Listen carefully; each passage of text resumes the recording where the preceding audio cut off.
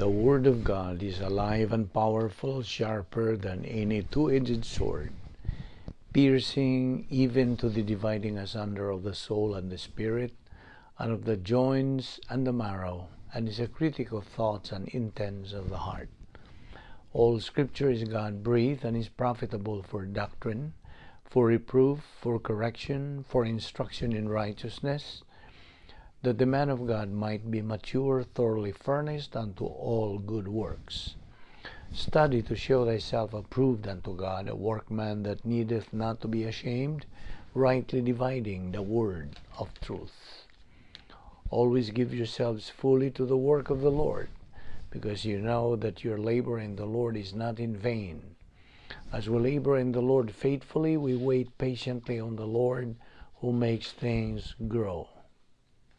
Sa dili pa kita magpadayon sa pagtuon sa pulong sa Dios dining adlaw, gikinahanglan ang atong pagpangandam sa atong kaugalingon by using 1 John 1:9. If we confess our sins, God is faithful and just to forgive us our sins and to cleanse us from all unrighteousness. So humani mo buhata ka na ikaw mapunan usab sa Espiritu Santo ug ikaw makapadag-iyas pakigambitay sa Dios ug andam ka na sa pagpadayon sa pagtuon sa pulong sa Dios. Alang kanimo higala nga dili pa Kristohanon, dili pa luwas, gikinahanglan ng imong pagtuo diha sa pulong sa Dios, diha sa mga buhat 16:31 nga nagaingon, tumuo ka kang Ginoong Hesus ug ikaw maluwas. Believe on the Lord Jesus Christ and thou shalt be saved. Humani mubuhata ka na, andam na usab ikaw sa pagsalmot nining atong pagbuhaton ng pagtuon sa pulong sa Dios through the YouTube under this ministry.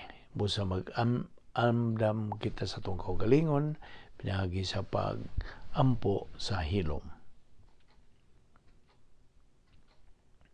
Let us pray.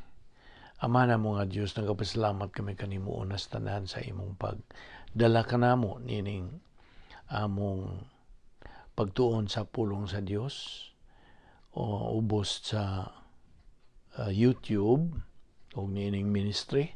Ubani kami karon o Dios sa among pagtuon sa imong dugang mga kamatuoran.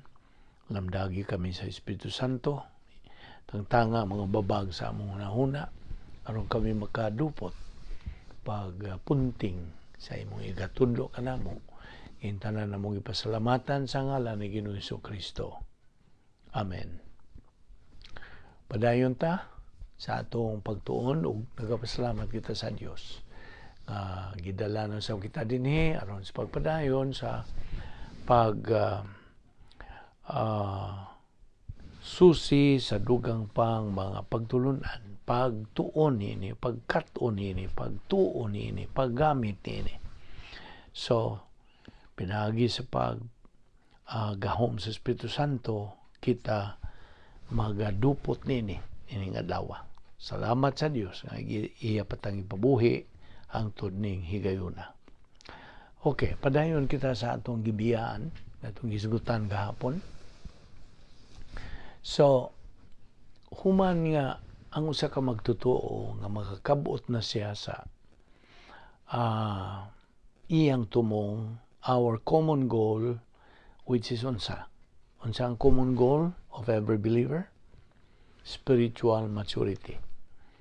Pila to ka level of spiritual growth? 3. Ang una nini, baby believer. Batang masuso ka pa, so nakinahanglan kita og spiritual milk. Kining mga sinugdanan, mga basic doctrines, mao ni spiritual milk. O sa imong pagpadayon nini, ikaw makakabot sa kaduha nga ang mao ang adolescent believer. Okay? Padayon ka hangtod makakabot ka na sa spiritual maturity, ang spirituhanong paghamtong. Mao kanang ang nga diin maangkon na nimo ang katakos sa pagkinabuhi, katakos sa pagdawat sa panalangin sa Dios o nagahimaya ka na sa Dios. Okay. So, inigkabot sa usa ka magtutuo niya ng ang spiritual maturity. God is going to test. Suwayan ang imong nakatunan. You see? Kay mao man gyud na ang kanang protocol ingon ta. Mao ni paagi nga testingan unsa kalig-on gyud ang imong pagbarog. God tests the believer. Sometimes He tests him through prosperity. Ato naman ang gisgutan sa atong miaging paghisgot. Prosperity, paungswagon ka o unsa makainumdum pa bagyo ka sa tinubdan. Yan ang prosperity ng imong nadawat, you see. And daghang mga Kristohanon ang napakyas ni ining maong pagsuway. Sometimes God tests the believer through adversity. Sometimes He tests him through both prosperity and adversity. And then, there is testing or suffering that comes from the evil of others. Pagkadautan sa uban, the evil of unbelievers. Pagkadautan sa mga di magtotoo, the evil of reversionistic believers. Kadtong nahitipas na ng mga magtotoo. Magtotoo sila, luwas sila apan. They are reversionistic, mo gitawag sa kadaghanan nga backsliding na sila. But ang atong term din, doctrinal term, is reversionistic believers. Nahisimang na. The evil of Satan and his demons. Mao ni atong alantuson nga agian. Suffering. Okay? Now, naibaw ka ba unsay tuyo sa suffering? Of course, to test or to discipline. And God permits any suffering to occur to believers. Unsa may hinungdan nga magantos man ang magtotoo because of God. Okay? God permits it for a purpose na ay tuyo. And then, because of believers, negative. Ilang pagka-negatibo, ilang pagka-karnal. So, disiplinahon sila. Paantuson sila. Or, because of unbelievers. Because sa mga dili magtotoo. Or, because of their nakanay divine viewpoint and lifestyle, testingan lagi ka na atagan ka pag-antos kuno asa kutob makabarog na wagyo ka. There is another important reason why believers suffer. Unsa?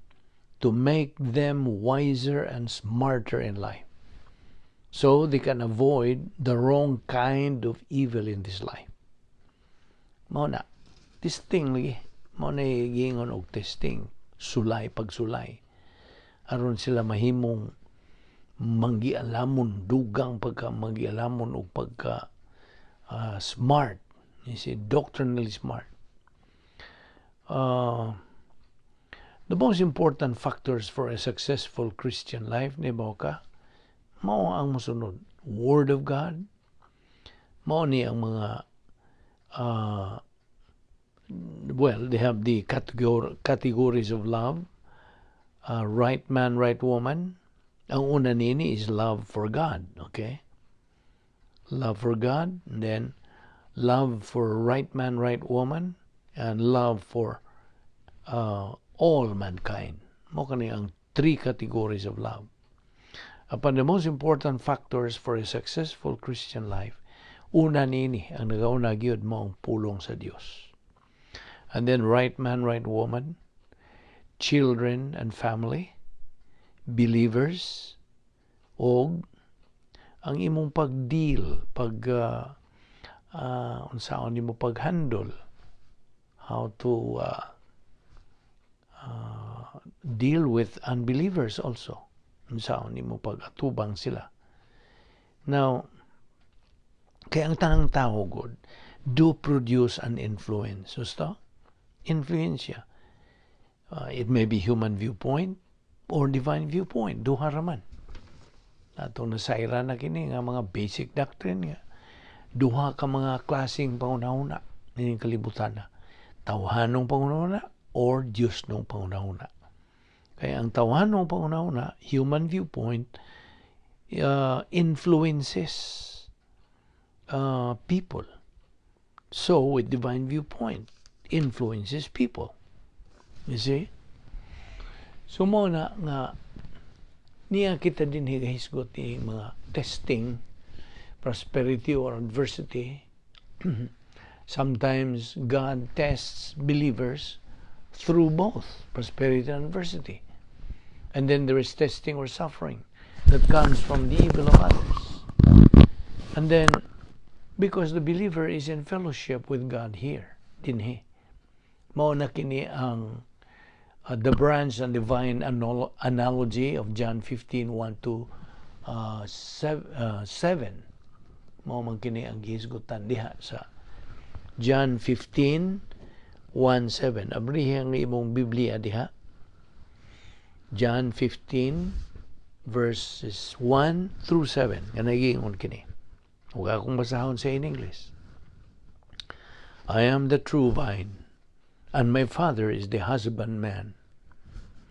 Verse 2, every branch in me that beareth not fruit, he taketh away.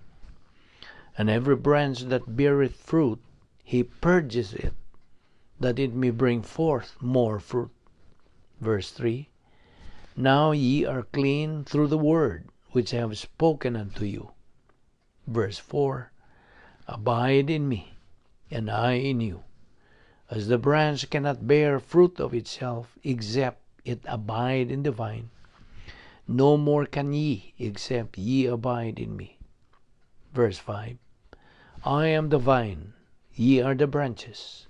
He that abideth in me, and I in him, the same bringeth forth much fruit, for without me ye can do nothing. Verse 6, if a man abide not in me, he is cast forth as a branch, and is withered, and men gather them, and cast them into the fire, and they are burned. Verse 7, if ye abide in me, and my words abide in you, ye shall ask what ye will, and it shall be done unto you. Okay na. The branch and divine analogy. Therefore, the believer is productive of fruit. Okay? Nagana siyang bunga, which is called the production of divine good. Diyos nun nga mga maayong binuhatan. So in John 15, it's called fruit, bunga. In 1 Corinthians 3:12 through 15, it is called gold, silver, and precious stones. Bulawan, pilak, o mahalong mga bato.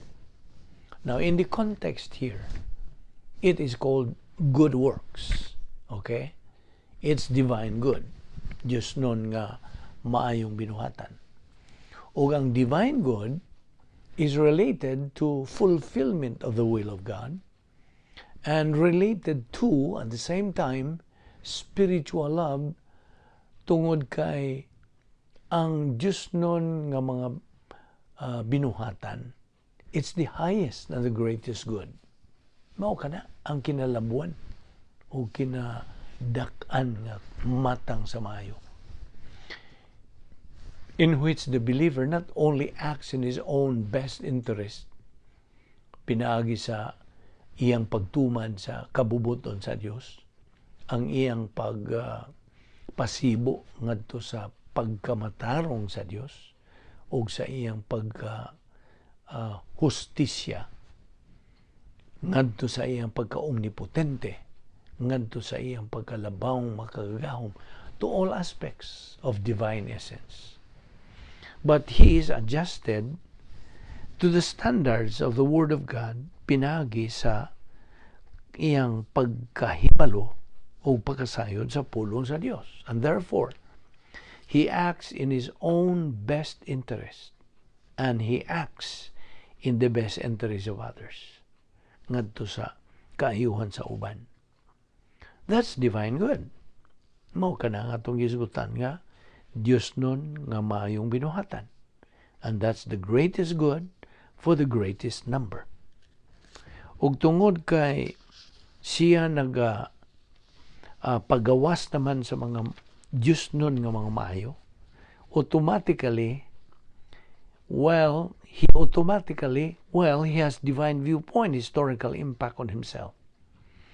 Because every act of divine viewpoint, matag lihok ug buhat sa pagtuo, matag buhat of positive volition and courage, kini nagahatag og gahom.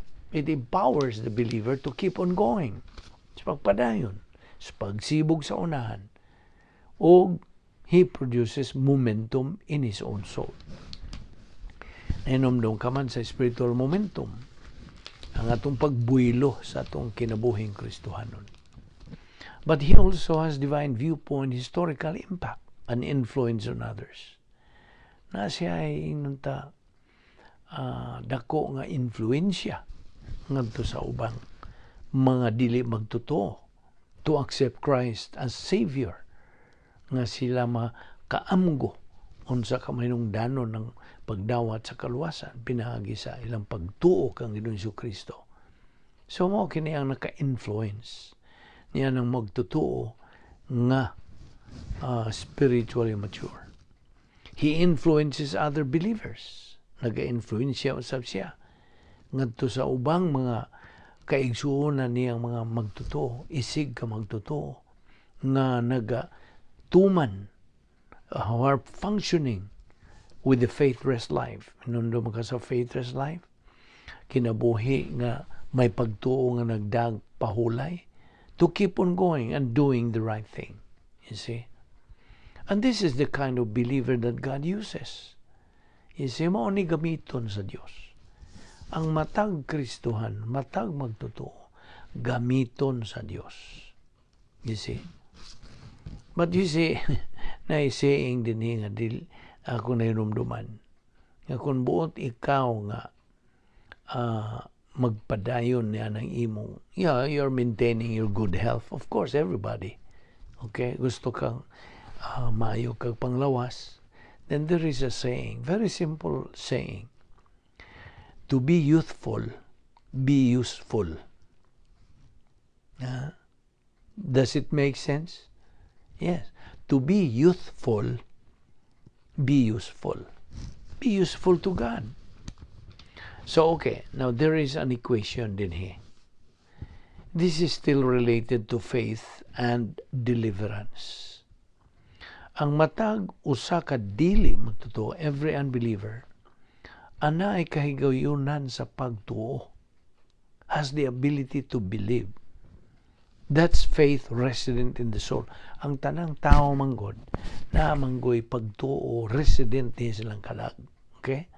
But it needs to be activated, energized, and enlivened. Ikinahanglan. And in salvation, the object of the believer's faith, sayod ka, ang maong si Ginoong Jesucristo. Siya lamang ang bugtong tumong nga aron ikaw maluwas. Unsay gisulti diha sa Acts 16:30 ug 31. Sirs, what must I do to be saved? Unsay tubag? Believe on the Lord Jesus Christ and thou shalt be saved. Sa kaluwasan, paminaw, sa kaluwasan, ang pagtuo kinahanglan itumong lamang ngadto kang Ginoong Jesucristo alang sa kaluwasan. Og ang mga buhat, Kapitulo 4, versikulo 12, nagaingon usab diya sa in English, neither is there salvation on any other under heaven given among men whereby we must be saved. There is only one way to get eternal life. Usara yun, kapaagi, aron maangkon nimong kinabuhing dayon. And that's faith on the Lord Jesus Christ. Pagtuo lamang kang Kristo lamang. There is no other way to get eternal life. It's believe on the Lord Jesus Christ and thou shalt be saved. That is salvation. Mao kanang kaluwasan. Now, diha sa phase 2, ikaduhang bahin sa plano sa Dios, we have the believer in Jesus Christ who still has faith resident in his soul. Napadihay iyang pagtuo diya sa iyang kalag. Sa laing pagkasulti, he still has the ability to believe. Musto? Now, karon, ang tumong na sa iyang pagtuo is changed from one portion of Scripture. And the one portion of Scripture in salvation is every portion of Scripture related to the gospel message. But he has passed through that barrier. Nakaagi na siya niya na. He has already trusted Christ as his Savior. So luwas na siya. Now, ang tumong na karon sa iyang pagtuo becomes the totality of the Word of God. Dispensationally. And I will add, categorically understood. Nga masabtan through categories. You see, why usa ka tao ang sabot sa Biblia if it is not understood categorically? So, categorical Bible doctrine. The believer's faith is directed toward the Word of God. Mao na karon ng iyang tumong sa iyang pagtuo, ang pulong sa Dios. Kini magasugod with understanding the doctrine of divine essence. Unsa man o kinsa man ang Dios, anha magsugod diha. And then, the barrier, ang babag, ang balabag, ang nakaluop, nakapugong, the barrier, the doctrine of soteriology, then the doctrine of eternal security. Mao kini ang mga basic, ang doktrina sa kasiguruhan nga dayon. And then the doctrine of understanding spirituality and carnality. Mao kining mga sinugdanan nga mga pagtulunan sa Biblia. Ang imong pag-ila, kinsa ang Dios, kinsa o unsa ang Dios, ang babag, the barrier, ang doktrina sa kaluwasan, doktrina sa seguridad o security, eternal security, ug ang doktrina sa pagsabot, bahin sa spirituality o carnality. Unsay diferensya nilang duha, ug ang Dios nun nga pagpanton, divine discipline, ug ang kumpisal, rebound, ug ang faith-rest life. Ang bahin sa kinabuhi, sa pagtuo nga nagdag, pahulay, and so on and so forth. Mao kada ang imong kinahanglan agian nga pagtuon. Mao ning atong gilabas kini mga sinugdanan nga mga pagtulunan, basic doctrine, aron kini maunsa malabas kanunay sa atong panungduman nga dili na kini makalimtan sa atong limpatakan. That is basic Bible doctrine. Now, with the unbeliever, we will take him up first. Okay? Ato siyang unahon. Ania ang stimulus. Unsa man ang stimulus? Ang pagdasig, pag-awhag, pag-agda, okay, of the plan of God. Here is the stimulus of the plan of God presented to the unbeliever. It is the gospel message. Ang mensahe sa maayong balita sa kaluwasan. Believe on the Lord Jesus Christ and thou shalt be saved. Mao kana ang pagdasig, pag-awhag sa dili magtotoo. Bahin sa pagkamatay ni Ginoong Jesucristo in spiritual death for the sins of all members of the human race on the cross. Unsa iyang gibuhat dito sa cross. Okay? Ipahulagway gini, paklaro gini, tataw, tinaw nganto sa dili magtotoo. Nganong namatay si Kristo dito sa cross, kining tanan. Nga siya gidasig, giawhag, giagda, nga mo kini ang stimulus nga nagkinahanglan og pagtubag. Every stimulus in life needs a response, and every response will eventually result to naay resulta sang putanan. Okay? So the stimulus, response, and result. Okay? So ato ni tandi ngadto sa pulong sa Dios diha sa John 3:36. Unsa gisulti sa John 3:36? He who believes in the Son, okay? The Lord Jesus Christ. He who believes in the Son has life, na ay kinabuhing dayon. He who does not believe in the Son does not have life. Unsa? Wala siya dayon nga kinabuhi. But the wrath of God abides on him. Ang kaspungot sa Dios magapabilin diha kaniya. Okay? So ang stimulus is unsa? He who believes in the Son. Okay? Appeal niya itong Acts 16:31. Believe on the Lord Jesus Christ and thou shalt be saved. Mao ka ng stimulus that needs a response. So, giagda ka ng imong kaugalingong kabuton, your volition. Okay? Giagda. Himui ka ng desisyon. Mutuo ka ba sa anak o mo sa likway? Okay? So, mao ka na pag-agda. Bantayan sa Diyos sa imong tubag. Mutuo ka ba o mo sa likway ka ba? Apan sa bisag unsa nining duha ka tubag, unsa imong itubag, na ay unsa resulta. Okay? So, he who believes in the Son has life. Na resulta. Has life. Mao na resulta.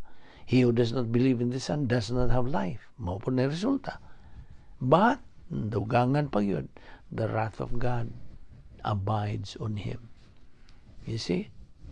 So, nakita na nimo ang resulta sa stimulus. Now, ako naman yung gikanunay ihimplo o tandi kanimo may tuon ng stimulus. Atong kuhaon ng pulong na stimulus. Stimulus pag-agda. Mo ni akong kaugalingon ako ng paghubad sa Binisaya, pag-agda, pag-aghat, pagdapit. Okay? Para nita na, ito na po ni ihimplo, magkuha ko usa ka pitcher nga tubig, puno og tubig. Kunya akong aksyonan og yabo nimo diha sa imong naong. Okay? Kadtong pitcher nga puno og tubig mao toy stimulus. Ihimplo na tong stimulus. Og aksyonan ka na kog yabo. Unsa imong buhaton? Magpatara ka ba lang aron mabasa o mulikay ka? So, kadto either mulikay ka o magpatara, mo to imong response. Apan, mupatara ba ka o kanang mupatara ba ka o mulikay ka ba, na ay resulta. Kung magpatara ka, unsay resulta? Basa ka. Kay ako magbubuhas tubig. No, na resulta. Apan kung mulikay ka, then, di ka mabasa. Yes, nakita ba nimo kanang atong gihatag pagtandi? Stimulus, pag-agda, na kinahanglan pagtubag. Ining tubag, naapoy resulta sa imong tubag. Klaro? Nakasabot ka ba? Sumo ka na ang buot pasabot diha sa stimulus sa Dios. Nga ang stimulus sa Dios mao nga tumuo ka kang Ginoong Hesus ug ikaw maluwas. Na nagiiya nagyong paklaro ang resulta kung mutuo ka. Okay? So, the stimulus is there of the plan of God. Stimulus ni pag-agda sa plano sa Dios. Nga gipresentar, gipadayag ngadto sa dili magtotoo. Christ died in spiritual death alang sa kasalanan sa tanang sakop sa tibuok katawan, kaliwatan sa tao. 1 John 2:2, He is the propitiation for our sins, and not for our sins only, but also for the sins of the whole world. Hebrews 2:9, He tasted death for every man. 2 Corinthians 5:14, we must conclude that if one died for all, So we call a first-class condition in the Greek, niya sa Grigo nga lingwahe, which means it's true. If one died for all, and it's true that he died, and all is spiritually dead, it is also true that all members of the human race are born spiritually dead. Kitang tanan nga natawo nining kalibutana sa pagkahimungso gyud nato, we're declared physically alive, miuhata apan spiritually dead.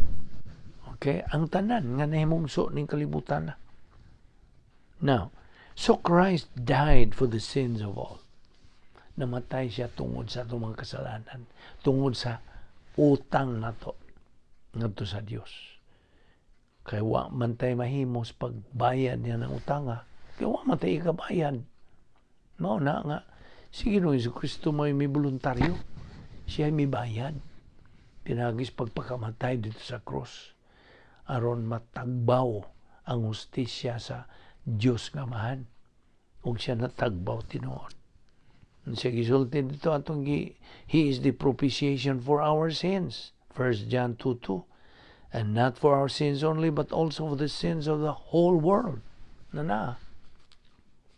So, si Ginoong Jesucristo namatay tungod ug alang sa atong mga kasalanan. Natong tanan. Now, in and of itself, that didn't save anybody. Wa man na makaluwas. What it did was to provide salvation for everybody. Kasabot ka? Katubang iyang nabuhat, iyang pagpakamatay, wa to makaluwas anybody, why naluwas. What it did, unsang paglihok niadto, iyang gitanyag ang kaluwasan for everybody. You see?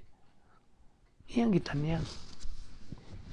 Tinuod man, namatay yun siya dito sa cross tungod sa atong mga kasalanan.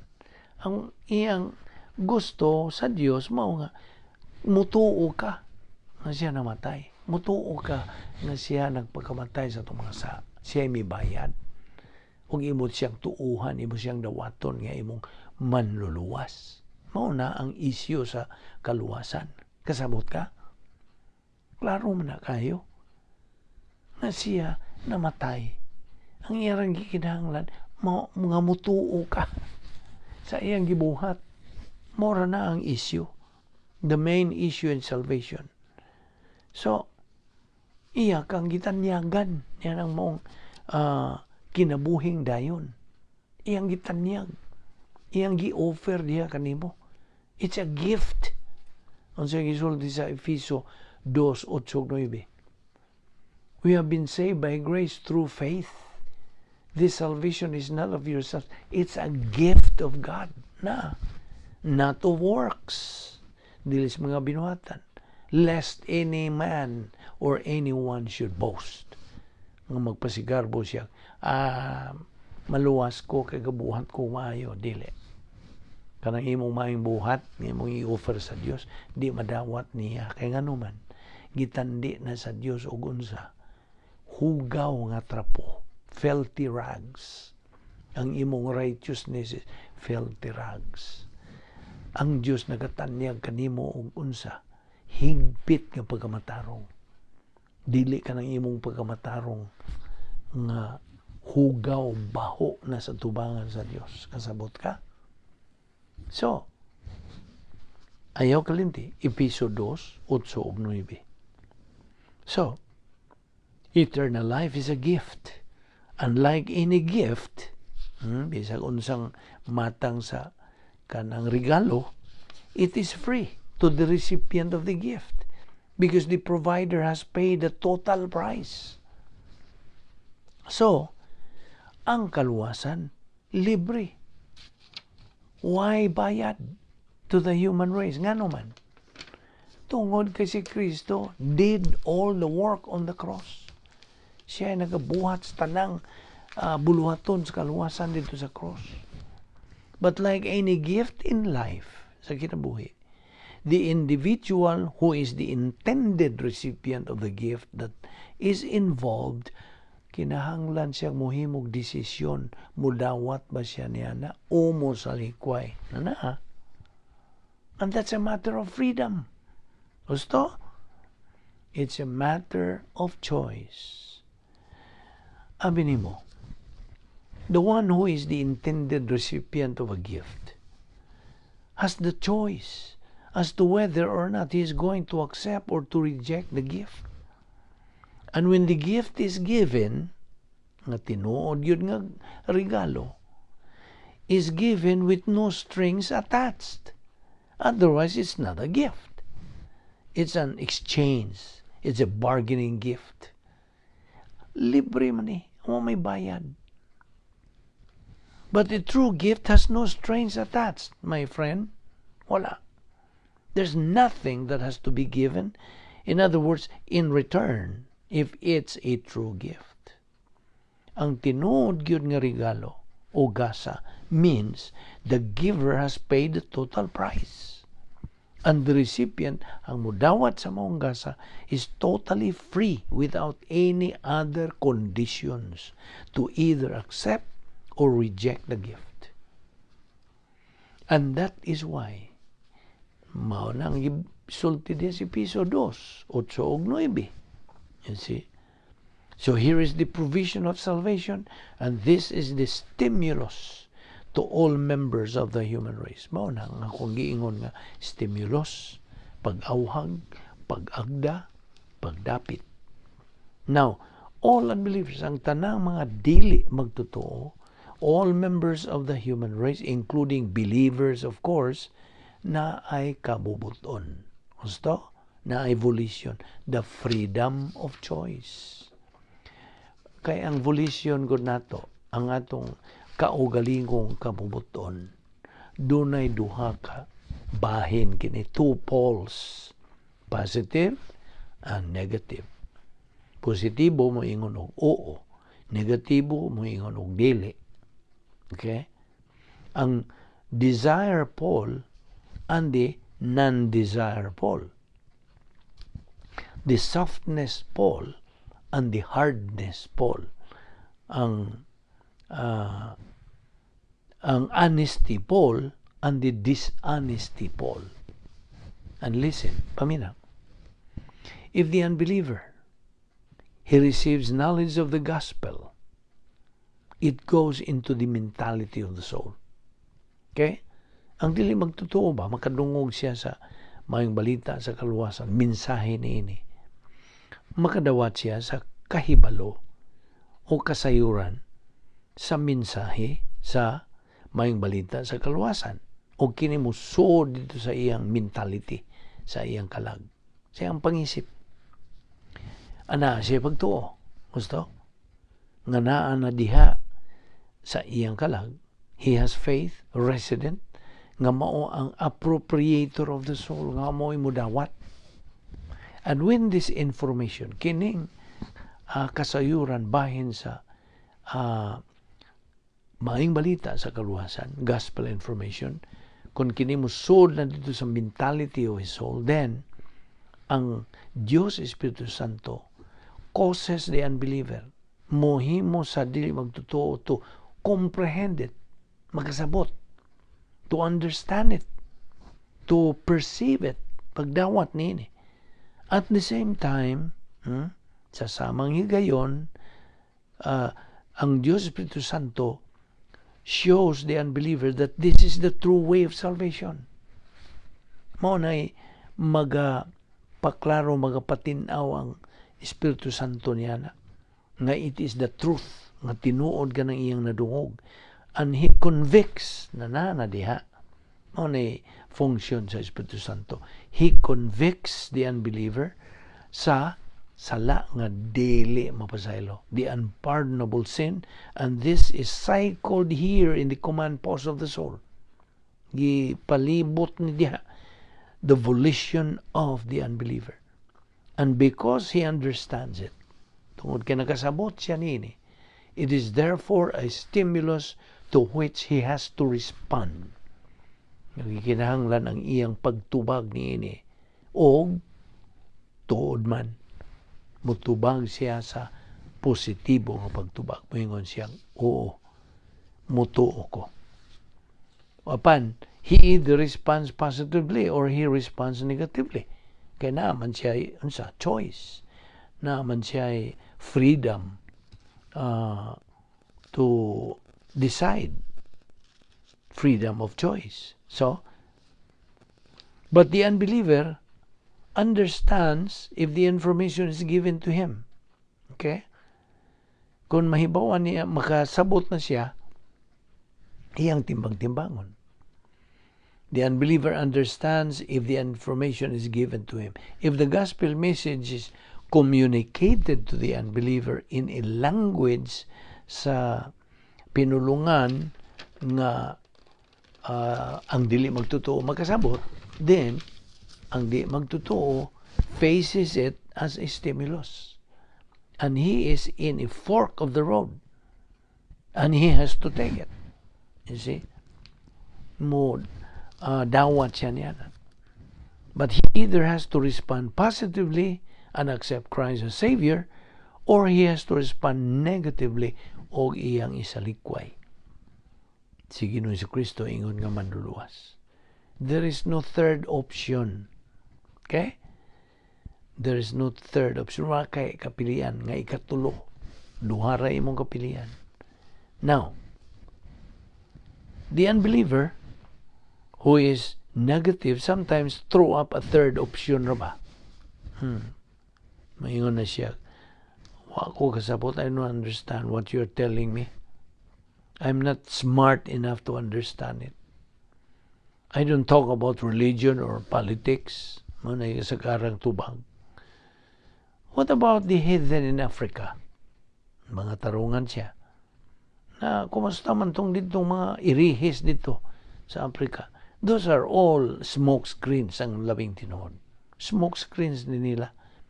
To try to get that proverbial monkey off the back of the unbeliever so he does not have to face the spiritual pain that is going through in his soul.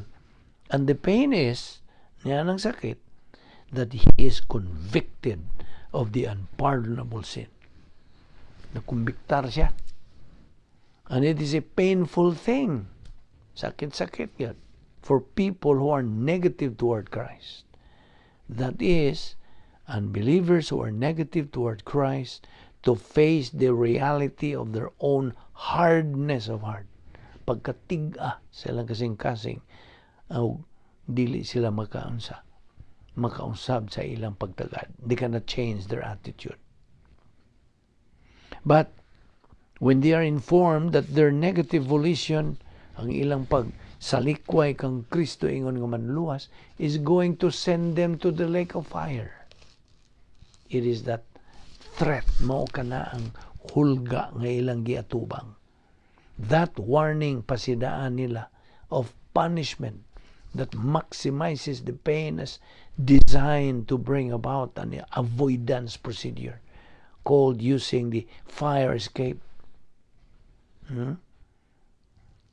Okay. I hope na kasunod kanini ha. Nga kini makumbiktar sila.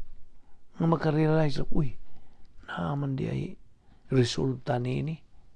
It is painful for the unbeliever to be convicted sa gitawag natog unpardonable sin, even though he knows the gospel message is the truth. May isang nahibaw na siya nga maog yun ay tinuod, matuod. It is more intensely painful for the unbeliever, masakit pa, to be warned about going to the lake of fire and spending eternity there. Di mo naghangtod sa kahangturan, wala na pagka tapos ang imong puyo na dito, pag-uban na dito sa kauban ninyong mga dili magtotoo. However, it is most painful for an unbeliever to wind up there. Kinasakitan, kinapaitan, kinamakalilisan makuyaw.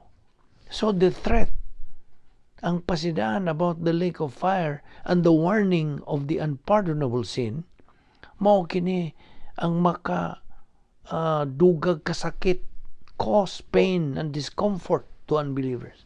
Di na sila mahaluna. Magalindasay na sila. Kasabot ka? That's why they have all kinds of smoke screens that they throw up.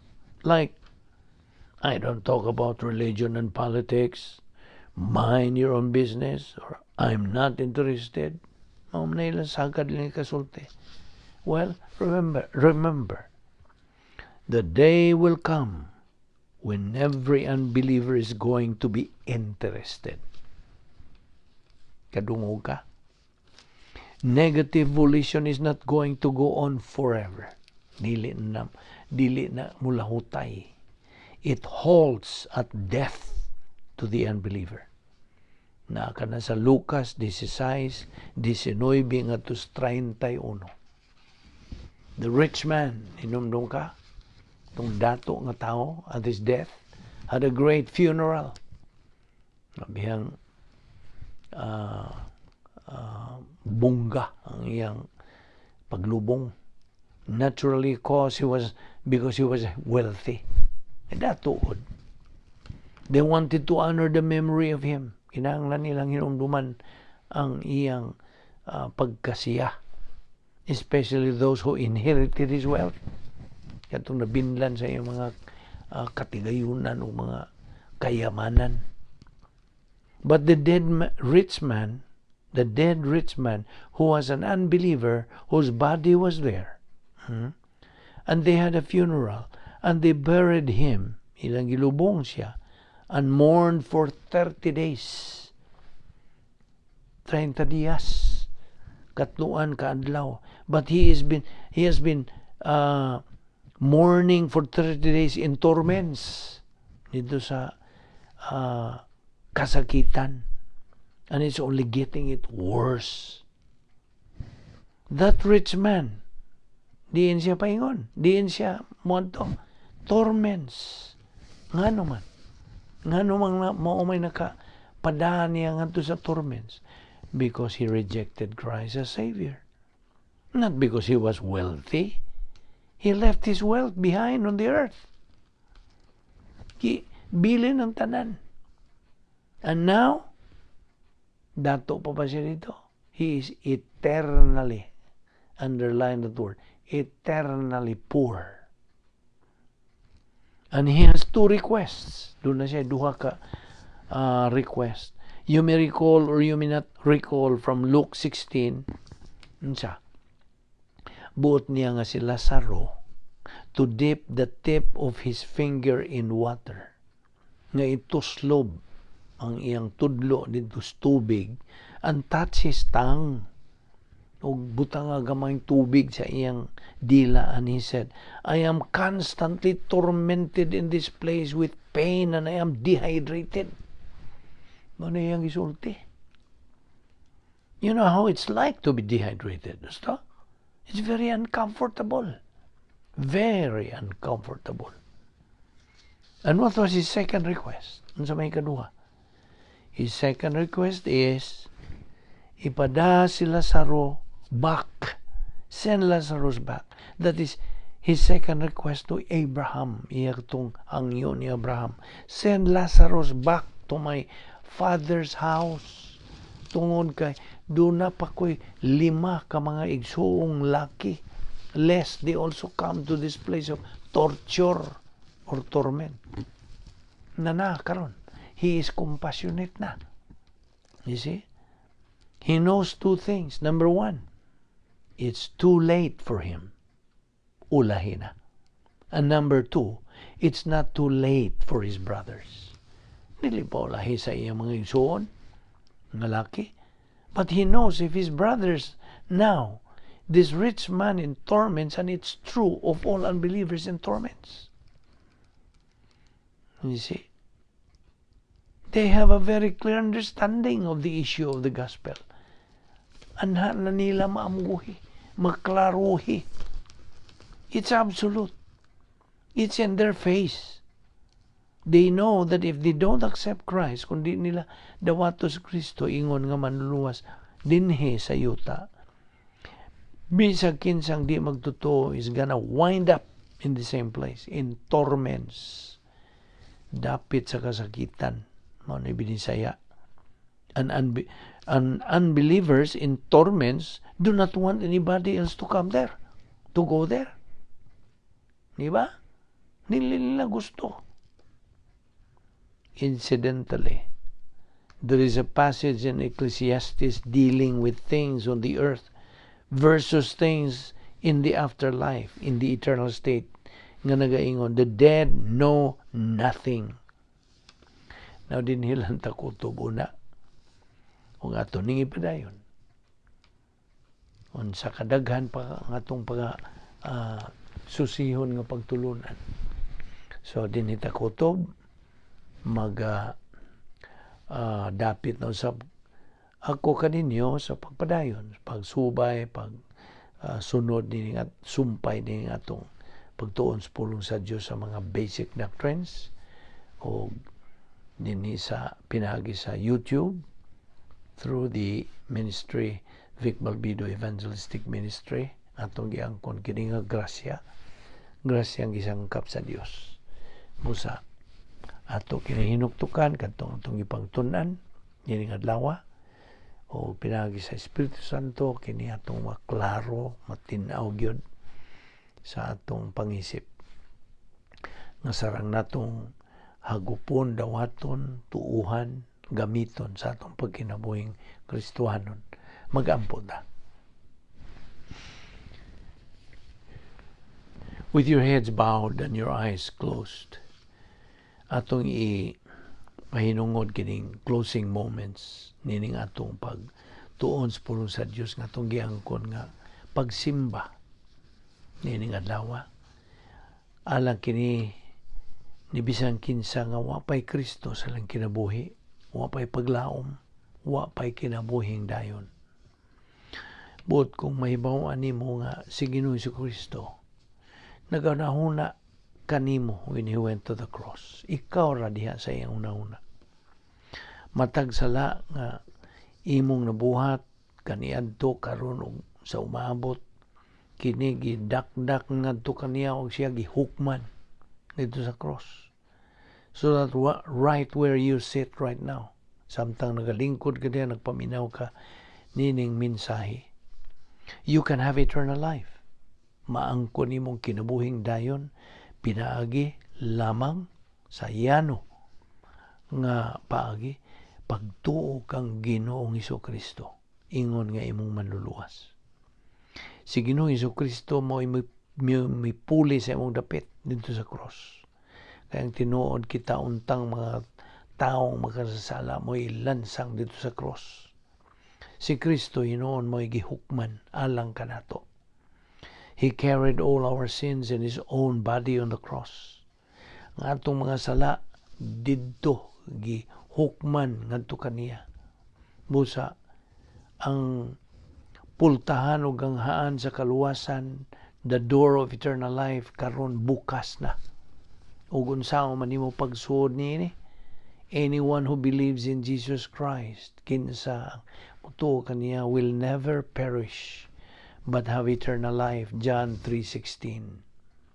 For God so loved the world that He gave His only begotten Son, that whosoever believeth on Him shall not perish but have unsa eternal life.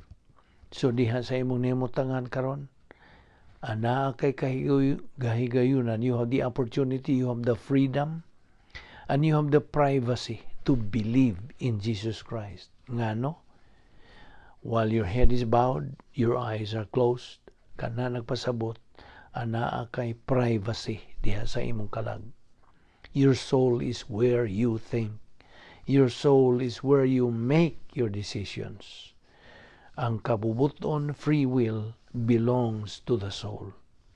O karon mismo, right now, in the privacy of your soul, pinagi sa pagpurma ni mo sentences in thought, diya sa imong nauna lamang, inaudibly, di ka madungog, you can tell God the Father that you are believing in Jesus Christ. Nagatuo ka kang Ginoong Hesukristo. And that is the moment of eternal life for you. Your option, your opportunity. busa. Tuoy sa Ginoong Jesucristo ikaw maluwas. Magampo ta. We are grateful, Heavenly Father, for the privilege and the opportunity of fellowshipping in your word today. We pray that you challenge us by these things, for we ask it in the name of our Lord and Savior Jesus Christ. Amen.